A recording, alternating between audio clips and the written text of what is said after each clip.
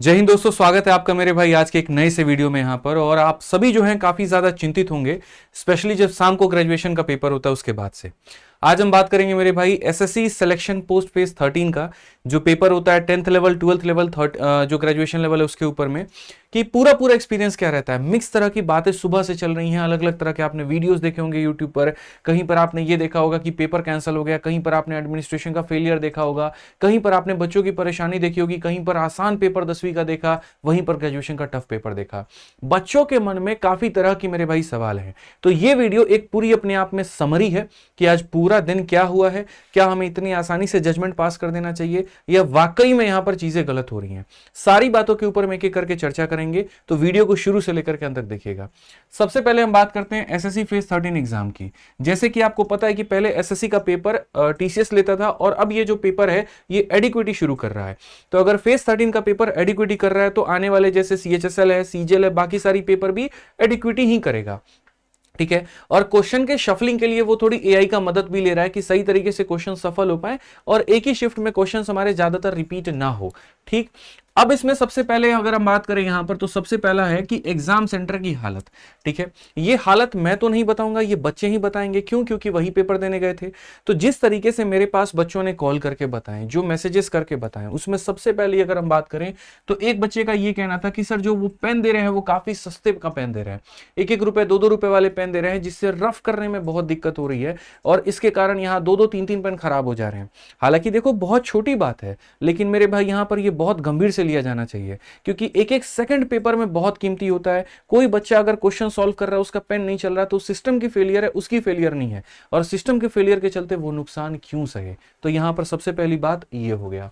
दूसरा, माउस का मेरे भाई ना चलना, लैग करना। आप जिस ऑप्शन पे क्लिक करना चाहते हैं, अगर गलती से किसी एक सवाल में भी उस पर क्लिक ना होकर के किसी और पर क्लिक हो जाए, तो वहां पर वो बच्चे की गलती नहीं, फिर से वो सिस्टम का फेलियर है। और यहां पर भुगतान कौन कर रहा है? तो वो बच्चा कर रहा है। तो कई ऐसे बच्चों के जगह पर हुआ कि सर माउस काम नहीं कर रहा था, हमने कहा चेंज करने के लिए, तो दूसरे वाले का उठा करके मेरे में लगा दिए, अब मेरा उठा करके उसके में लगाए, फिर वो परेशान हो गया। तो ये एक बहुत बड़ी दिक्कत है। मुझे लगता है कि जो सेंटर्स हैं उनको एक्स्ट्रा माउस रखने की आवश्यकता है। तीसरा, डिस्टेंस के कारण कितनी परेशानी हुई। चलो दूर भेजते हो समझ में आता है, लेकिन ऐसी जगह तो मत भेजो जहां पर साधन ही ना हो। आप देख सकते हैं इस तरीके से मेरे पास में बच्चों के इतने सारे मैसेजेस हैं, इतने सारे मैसेजेस है कि मैं यहां पर क्या कहूं कि सर दूरी इतनी भेज दी कि जाने का कोई साधन नहीं था। हमें नहीं पता था यहां पर जो है कि सर कहीं पर जो है बस नहीं मिलेगी, ये नहीं मिलेगा, घंटों वेट करना पड़ेगा। कई ऐसे बच्चे हैं जिनकी दूरी के कारण पेपर हमारा छूट गया। इसके बाद अगर हम बात करें रफ शीट्स को लेकर के, तो कहीं पर रफ शीट एडिक्वेट मात्रा में पहुंचाए गए, तो बहुत ऐसे जगह है जहां रफ शीट जो है दिया ही नहीं गया। ये भी अपने आप में एक बहुत बड़ा कंसर्न है। ठीक। नेक्स्ट यहां पर नॉइस को लेकर के देखिए, पेपर जो होता है ना, जब इंसान दे रहा होता है तो उसका ब्रेन, उसका मतलब ऐसा होता है कि वो एकदम शांति चाहता है। मैं एक एस्पिरेंट रहा हूं, मुझे पता है थोड़ा भी इर्द गिर्द आसपास अगर कुछ खुटखाट होता है, थोड़ा नॉइज होता है, बीच में इन्विजिलेटर आ जाए, सीसी कॉपी ले ले, साइन करवाने लगे, तो वो हम किसी चीज को पढ़ रहे होते हैं, मानिए हम एक पैसेज पढ़ रहे हैं और बीच में ही कोई आ गया, तो वो पूरा पढ़ा हुआ मेरा वेस्ट हो गया। और 1 से 3 से 4 मिनट अगर मेरा वेस्ट हुआ ना, तो मेरा पूरा पेपर खत्म है। फिर मुझे 1 साल पीछे जाना पड़ेगा, 1 साल पीछे जाकर के तैयारी करनी पड़ेगी। तो सेंटर पे ये कहना था कि सर फैक्ट्री के बगल में सेंटर मेरा दे दिया, पंखा ऐसा है जो बहुत ज्यादा आवाज कर रहा था, इससे इरिटेशन हो रही थी। तो सर ये भी एक मैनेजमेंट का क्या है? फेलियर है। इसके अलावा जो बेसिक नीड्स होती हैं जैसे पानी, पंखा, ये सारी चीजें, इसमें कंप्लीट फ्लॉप है। अगर हम एडिक्विटी की बात करें, टीसीएस से कई गुना ज्यादा ठीक ठाक थी, बेहतर थी, लेकिन एडिक्विटी इन सारे मामलों में कंप्लीट फेलियर साबित होती है। इसके अलावा सिक्योरिटी की अगर हम बात करें, अभी एसएससी ने 30 से ज्यादा पॉइंटर्स जारी किए हैं, जिसमें सिक्योरिटी की कई सारी बातें की कि आपको इयररिंग्स नहीं पहन के जाने, ये नहीं पहन के जाने, जाओगे तो टेपिंग कर देंगे। बहुत सेंटर थे जहां पर इसका ध्यान रखा गया, लेकिन कई ऐसे सेंटर थे जहां कोई मतलब ही नहीं था। आइए सनम, जाइए सनम, एंट्री करवा देते हैं, हाँ पेपर दीजिए, ये वाली कहानी थी। तो एडिक्विटी यहां पर भी एक कंप्लीट फेलियर साबित होती है। इसके अलावा सुबह आपने देखा पवन गंगा सेंटर पर, ठीक है। इसके अलावा काफी ऐसे सेंटर थे जहां पर पेपर कैंसिल हुए। कैंसिल होने के कारण क्या हो सकते हैं? सिक्योरिटी फेलियर हो सकता है, टेक्निकल ग्लिच हो सकता है, या कोई और भी कारण हो सकता है। चलो समझ में आता है, एक दिन का हो सकता है, एक शिफ्ट का हो सकता है, लेकिन पवन गंगा जैसा सेंटर मेरे भाई 2 दिन 3 दिन तक यहां पर जो पेपर है वो कंडक्ट ही नहीं होंगे। तो ऐसे सेंटर को आपने पेपर दिया ही क्यों? क्यों मेरे भाई? काफी सारे बच्चों की जिम्मेदारी उनके ऊपर में थी जब उनके अंदर में क्षमता ही नहीं थी पेपर को कंडक्ट करवाने की। टेक्नोलॉजी आज के समय इतनी हाईटेक में है, लेकिन आप ऐसे जगहों को पेपर दे रहे हैं, अब उन बच्चों का क्या होगा? उनको तो हमेशा यही महसूस होगा, पता नहीं बाद में मेरा पेपर कैसा आएगा, कब होगा मेरा पेपर। जो इतना पैसा लगा करके गए थे उन सब का वहां पर एक जो है काफी लॉस हुआ। तो ये भी एडिक्विटी इसमें कंप्लीट एक फेलियर साबित होती है। अब बात करते हैं पेपर के लेवल के ऊपर में। मेरे भाई 3 तरह के पेपर हुए, 10वीं के, 12वीं के, ग्रेजुएशन के। 10वीं का जो पेपर हुआ था ना, वो इतना सस्ता पेपर हुआ था, इतना सस्ता पेपर हुआ था कि 5वीं 6ठी का भी बच्चा उसको सॉल्व कर पाए। ठीक, लेकिन उससे थोड़ा सा बेहतर 12th का हुआ, उससे थोड़ा सा बेहतर ग्रेजुएशन का हुआ। अब मेरे भाई पता है क्या होता है, इंसान को अंतिम चोट याद रहती है, बस यही बात है। पहले सुबह से लेकर के आपके साथ में क्या हुआ इससे कोई फर्क नहीं पड़ता। अब खाली यूट्यूब पर ये चल रहा है, ग्रेजुएशन वाला पेपर टफ आया और चिल्लाओ, यहां पर जो है पेपर टफ बनाओ, लो पेपर टफ आ गया, ये आ गया। बच्चे इस चीज के पीछे पकड़ करके बैठे हैं, बट एक चीज के पीछे पकड़ करके जाना और बाकी चीजों को छोड़ देना, ये सबसे बड़ी गलती है। ये वही बात है कि हम तुमको 2047 का विजन दिखा रहे हैं, लेकिन उसके आड़ में नीचे हम कुछ भी नहीं कर रहे हैं। यमुना के नाम पर गवर्नमेंट बदल दी, लेकिन बाकी चीजों को हमने देखा भी नहीं। ये बहुत बड़ी गलती है। आपको ओवरऑल यहां पर सारी चीजों को देखने की आवश्यकता है, तब जाकर के बात बनेगी। अब लेवल की हम बात करें, 10वीं का पेपर जो लेवल आया, मेरे भाई मैं आपसे ये बात कहता हूं कि इतना लेवल लो क्यों आया? यहां पर ये बच्चे नहीं देंगे। जो ग्रेजुएशन वाला बच्चा होता है उसके पास में तीनों पेपर का एक्सेस है, वो इसमें भी बैठता है, इसमें भी बैठता है, इसमें भी बैठता है। तो अगर यहां पर वो इसमें बैठेगा तो क्या करेगा? इसमें बैठेगा, पेपर देगा, इसमें ज्यादा नंबर आएंगे, फिर यहां पर ये जो बाकी पेपर भी देगा और एंड में इसकी नौकरी छोड़ करके ये ले लेगा। वेटिंग लिस्ट भी नहीं है तो ये सीटें पूरी खाली हो जाती है। इसी वजह से डिमांड की गई थी कि पेपर का लेवल थोड़ा ठीक ठाक रखा जाए कि एक अच्छा कंपटीशन हो, लेकिन इसका लेवल बहुत ही लो रखा गया।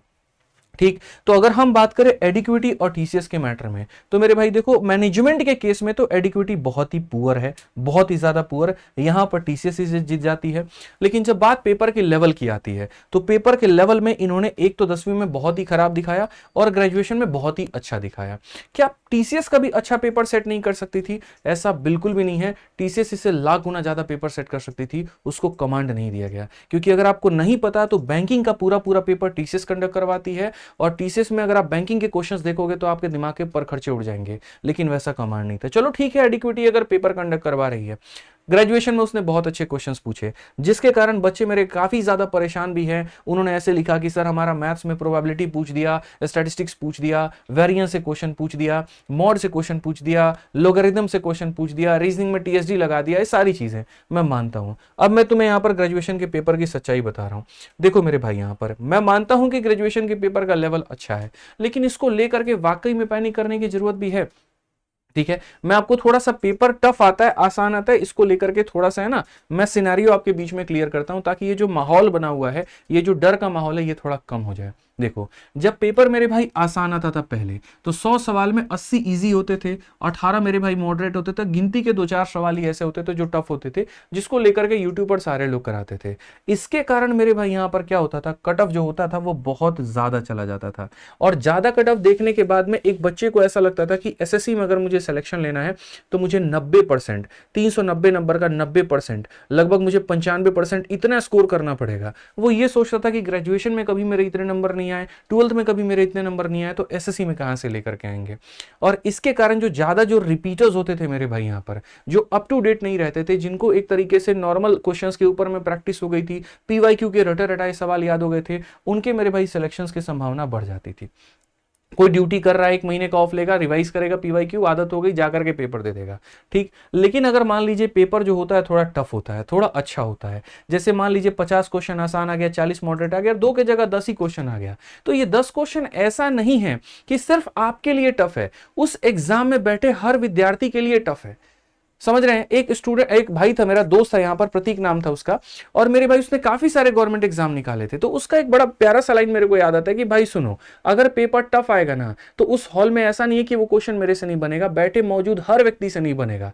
तो मैं वहां पर घबराता नहीं था, और मैं उन क्वेश्चंस को स्किप करके आगे बढ़ते रहता था। तो चालाक लोमड़ी आपको बनना एकदम, कि मान लीजिए पेपर टफ आ रहा है, 2-4 क्वेश्चन का ही गेम होता है, आप अगर सही तरीके से बाद में जिस दिन आंसर किया आप देखोगे ना, तो ऐसा नहीं होगा कि पूरा पेपर ही टफ था। 4-5 सवाल ही ऐसे होते हैं जो समय बर्बाद करने के लिए आते हैं और अच्छा खासा आपका समय बर्बाद करके चले जाते हैं। तो उसमें आपको चालाक लोमड़ी बनना है, आपको वहां पर मेरे भाई उनके पीछे नहीं भागना, उनको मार्क फॉर रिव्यू करके आगे बढ़ते रहना है। वहीं असली मेरे भाई कुंजी है। पेपर टफ किसने नहीं दिया, रॉन्ग क्वेश्चन भी टाइम खराब करता है, टफ क्वेश्चन भी टाइम खराब करता है। दोनों का एक ही इलाज है और वो है कि आप उसको मार्क पर रिव्यू करके आगे बढ़िए, क्या पता आगे आसान क्वेश्चन उसको बनाइए। क्योंकि जब पेपर थोड़ा सा अच्छा होता है तो वहां पर थोड़ी कट ऑफ में गिरावट होती है और एक अच्छा खासा मेरे भाई सिलेक्शन होता है। थोड़ा वहां पर फिर इन लोगों को भी पढ़ने की जरूरत पड़ जाती है और वहां पर थोड़ी ये कम मेहनत करेंगे, लेकिन आप बहुत अच्छे तरीके से मेहनत करके चीजों को लेके आगे जा सकते हैं। ठीक है, पेपर टफ होगा तो दोनों सेगमेंट्स के लिए होगा, लेकिन अगर ये ऊपर वाला सेगमेंट थोड़ा अच्छा खासा फायदा उठा ले, बिगनर का इन द सेंस यहां पर जिनका पहला अटेम्प्ट है, दूसरा अटेम्प्ट है, शुरू से तैयारी को अच्छे लेकर के चले तो उनका बड़ा आसान से फायदा हो जाएगा। तो ये बातों को ध्यान रखिए। टफ पेपर से हमें पैनिक नहीं करना। ठीक है मेरे भाई, जितनी सीटें है उतनी तो भरनी ही भरनी है। ऐसा नहीं है कि 1000 के जगह पर 9 सीटें भर जाएंगी, पहले भी भरती थी अब भी भरेंगी यहाँ पे, और जेन्युइन कैंडिडेट्स को ही जाएंगी। बस ये होगा कि थोड़े लोग और ज्यादा जागरूक हो जाएंगे, थोड़ी और ज्यादा मेहनत शुरू कर देंगे, लेकिन इससे आपका कोई नुकसान नहीं होने वाला है, इस बात को मान करके चलिए। ठीक है, तो ओवरऑल ठीक है, बहुत बढ़िया बात है। मैं चाहता हूं कि पेपर का लेवल थोड़ा बढ़े, थोड़ा हमें भी पढ़ाने में मजा आए, थोड़ा हमें भी यहाँ पर अच्छा फील हो कि हाँ कुछ नई चीजों को देखें, लोग भी थोड़ा सीरियस लें। क्योंकि काफी ऐसे लोग हैं मेरे भाई यूपीएससी की तैयारी छोड़ करके ज्यादा वैकेंसी देखते हैं, इसमें तो कूद पड़ते हैं, थोड़ा बहुत पढ़ाई करते हैं और बाकी नॉर्मल बच्चों की तुलना में यहाँ पर वो नौकरी लेके चले जाते हैं। लेकिन अगर पेपर का एक अपना स्टैंडर्ड होगा तो उन्हें भी थोड़ा सोचने की जरूरत पड़ेगी कि इसमें आना भी चाहिए कि नहीं आना चाहिए। मेरी तो यही रहा विचार है। और ओवरऑल अगर हम बात करें तो मुझे लगता है कि एसएससी को इसके ऊपर बहुत संज्ञान लेने की जरूरत है कि जो एडमिनिस्ट्रेशन का फेलियर है वो बहुत एक बड़ा कंसर्न है। इसके ऊपर में ध्यान दीजिए, नहीं तो हमारे बच्चों को बहुत पीड़ा होगी।